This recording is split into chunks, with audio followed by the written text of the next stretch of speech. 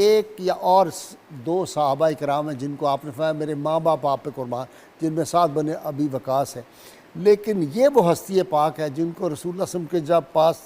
حاضر ہوتی، تشریف لاتی تھی تو آپ صلی اللہ علیہ وسلم اٹھتے،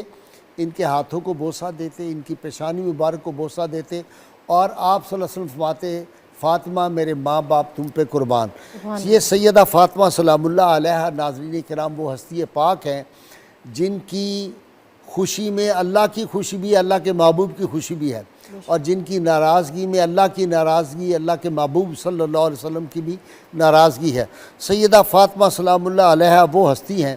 جو اللہ کے محبوب صلی اللہ علیہ وسلم کو اس کائنات کے سارے انسانوں میں سے سب سے پیاری ہستی پاک وہ ہیں۔ یہ ہستی پاک ناظرین کرام وہ ہیں جن کی شان میں قرآن حکیم کی کتنی آیات مبارکہ جو ہیں وہ نازل ہوئی ہیں، کتنی صورتیں ان کی شان میں آئی ہیں۔ آپ دیکھیں کہ ان کی شان میں سورہ کوثر نازل ہوئی، آیہ تطہیر ان کی شان میں نازل ہوئی، آیہ مباہلہ ان کی شان میں نازل ہوئی، اور قرآن حکیم کی سورہ دہر کی آیات ان کی شان میں نازل ہوئی ہیں، اور آیہ حل عطا جو ہے وہ انہی کی شان میں آئی ہیں۔ یہ ہستی پاک وہ ہے جس طرح سیدہ عائشہ صدیقہ طیبہ طاہرہ ام المومنین نے فرمایا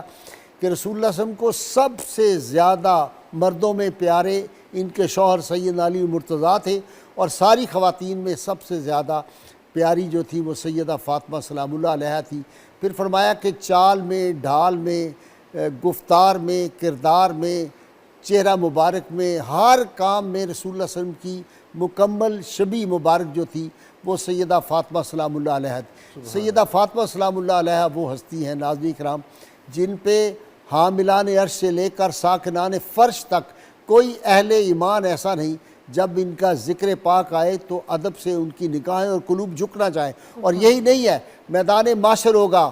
آواز آئے گی اے اہل معاشر اپنی نگاہیں جھکا لو، کیا محمد صلی اللہ علیہ وسلم کی شہزادی گزرنے والی ہے۔ 70,000 حوروں کے جرمٹ میں آپ جو ہے وہاں سے گزرے گی، اور آپ وہ ہستی ہیں جن کی شادی عرش پر بھی ہوئی ہے، جنت میں بھی ہوئی ہے، اور فرش پر بھی جن کی جو ہے وہ شادی مبارک ہوئی ہے۔ رحمت کونین صلی اللہ علیہ وسلم سے ان کی محبت کا عالم کیا تھا کہ آپ صلی اللہ علیہ وسلم جب کسی جگہ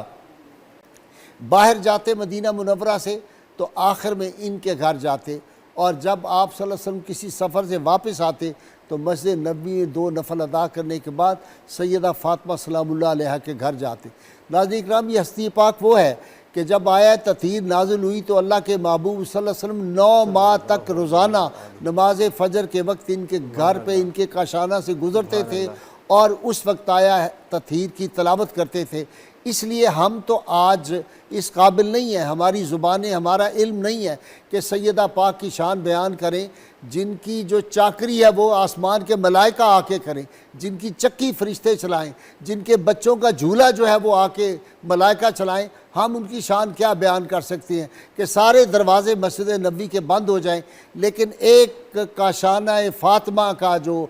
دروازہ ہے وہ وہاں پہ روشن دان بند نہیں ہوتا۔ رسول اللہ صلی اللہ علیہ وسلم کو کتنا ان سے پیار تھا کہ آپ سید عالمین صلی اللہ علیہ وسلم جو تھے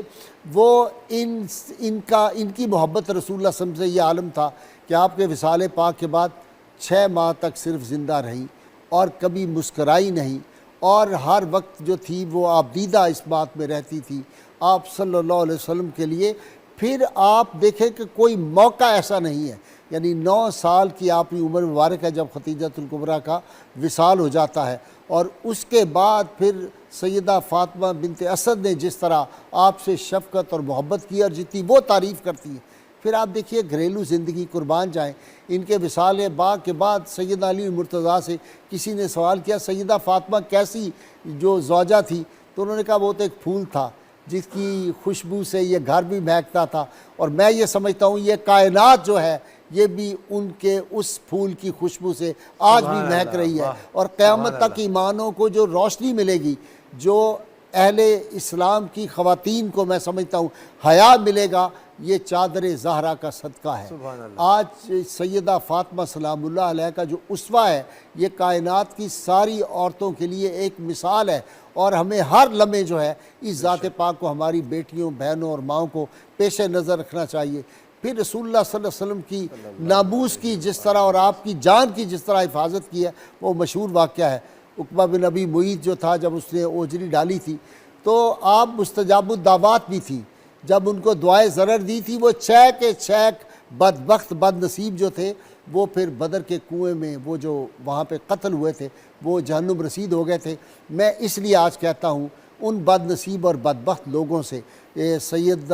فات کاظمی کے میں نظر کر رہا ہوں، سید زادہ ہمارے پاس بیٹھا ہوا ہے، کیونکہ رسول اللہ صلی اللہ علیہ وسلم فرمایا جو میری اہل کی میری نسل کی عزت و احترام کرے گا قیامت کے روز وہ میں ان کی جنت کی گارنٹی دیتا ہوں۔ یہ میں مفہوم حدیث کا عرض کر رہا ہوں، ان کی نظر ہے۔ شاہ صاحب ہم تو ہر وقت سیدہ پاک کے اوصاف، ان کے فضائل تلاش کرتے ہیں، لوگ ان کی خطائیں تلاش کرتے ہیں، ہم ان کی عطائیں ہر وقت تلاش کرتے ہیں۔ عطائیں جو ہیں ان کی اپنی جھولی لے کے اس بارگاہ میں بیٹھے ہوئے ہیں۔ یہ جو ہم بار بار لوگ کہتے ہیں اہل بیت اطہار کا آپ بہت زیادہ پروگرام کرتے ہیں، بہت زیادہ ذکر کرتے ہیں، سیدہ فاطمہ سلام اللہ علیہا سے جن کی نسبت غلامی ہوگی قیامت کے دن، وہ سرٹیفکیٹ تقسیم ہونے ہیں، جنت کے ٹکٹ ان سب کو ملیں گے، ان پہ نام لکھا ہوگا ایک ایک کا جو اس بارگاہ کا ادب کرتا ہے، اور جو بدبخت اور بد نصیب اس بارگاہ کا بے ادب ہے ان کو بھی جہنم کے پروانے وہیں پہ مل جائیں گے۔ ہماری کوشش یہ ہوتی ہے، ہم تو لوگوں کو کہتے ہیں کہ اس طرف آؤ،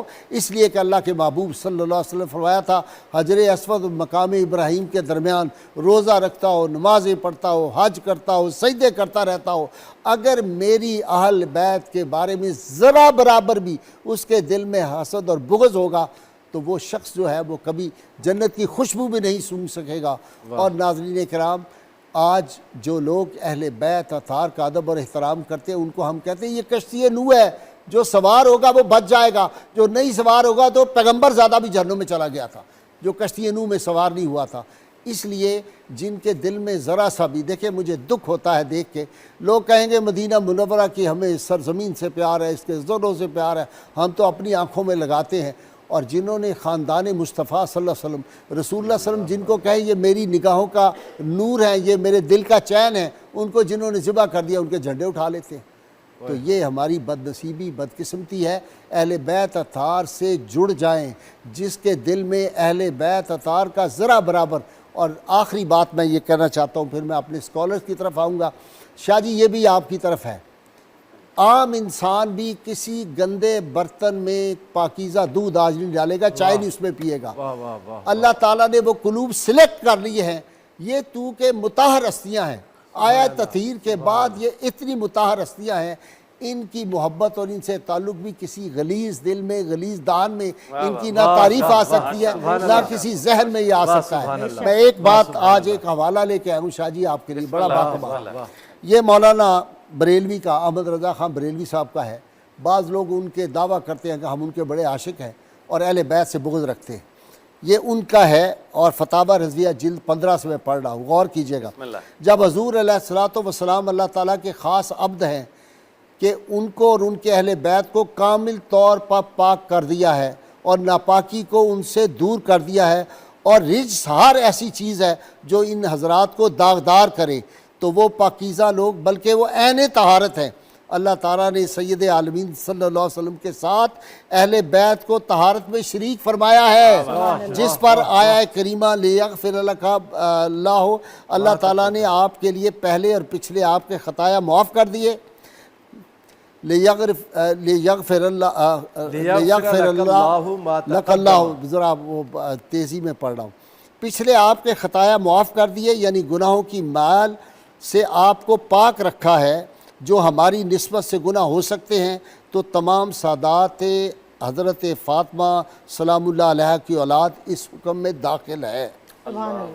اس حکم میں داخل ہے۔ یعنی گویا اگر اہل بیت اطہار کی شان کے خلاف کوئی بات کرتا ہے تو وہ رسول اللہ صلی اللہ علیہ وسلم کی توہین کرتا ہے۔ 295 میں وہ آتا ہے۔ اس لیے میں کہتا ہوں اللہ کرے کہ ان لوگوں کو جن کے اذہان میں کچھ غلاظت ہے وہ دور ہو جائے، توبہ کریں، رمضان المبارک ہے، اور اگر کوئی خطا کا لفظ نکل گیا ہوا ہے تو اس پہ توبہ کر لیں۔